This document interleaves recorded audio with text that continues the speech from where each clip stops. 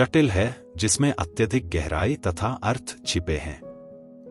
हमें इन कहानियों को अति परिशुद्ध मन तथा निर्मल हृदय से समझना चाहिए। इसी प्रकार से गणेश जन्म की कहानी भी अदृष्ट गहराई तथा अर्थ से भरी है। गणेश का जन्म माता पार्वती के शरीर से निकले मैल से हुई थी। एक बार भगवान शिव और माता पार्वती अति उत्साह में लीन होकर उत्सव मना रहे थे। इस प्रयोजन में पार्वती के शरीर पर कुछ मैल जम गई। यह मैल का संग्रहण दर्शाता है कि उत्सव मनाते हुए हमारे भीतर राजसिक ऊर्जा बढ़ सकती है और हम उत्तेजना में अपने केंद्र से विमुख हो जाते हैं। कहानी में आगे बताया गया है कि माता पार्वती ने अपने शरीर से उस मैल को, जो सही अर्थ में हमारे अज्ञान का रूप है, हटाकर उसका एक गुड्डा बनाया। फिर उन्होंने उसमें प्राण फूंके और उस गुड्डे को द्वारपाल के रूप में खड़ा करके स्नान करने अंदर चली गईं।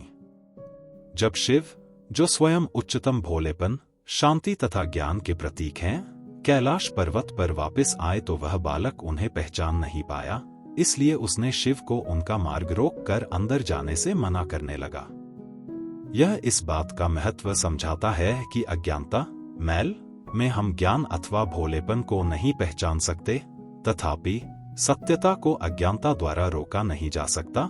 इसलिए शिव उस बालक का सिर, अज्ञानता का शीश, काटकर अंदर प्रवेश कर गए। किंतु जब पार्वती को ज्ञात हुआ कि यह सब हुआ है, उन्होंने भगवान शिव को प्रार्थना करी कि वह बालक तो उनका पुत्र था, इसलिए शिव को उसे बचाना होगा। तब भगवान शिव ने अपने सेवकों को किसी ऐसे जीव को ढूंढकर, जिसका सिर उत्तर दिशा की ओर हो, जिसका ऊर्जा प्रवाह ऊर्जा के प्राकृतिक प्रवाह संग सामंजस्य में हो, उसका सिर लाने को भेजा। सेवकों ने बहुत दूर तक जाकर प्रयास किया, किंतु वे शिव द्वारा बताई गई उस वांछित अवस्था में केवल एक हाथी को ही ढूंढ पाए। अतः वे उस हाथी का सिर काट कर ले आए और इस प्रकार गणेश की उत्पत्ति हुई। इस दृष्टांत का महान अर्थ है।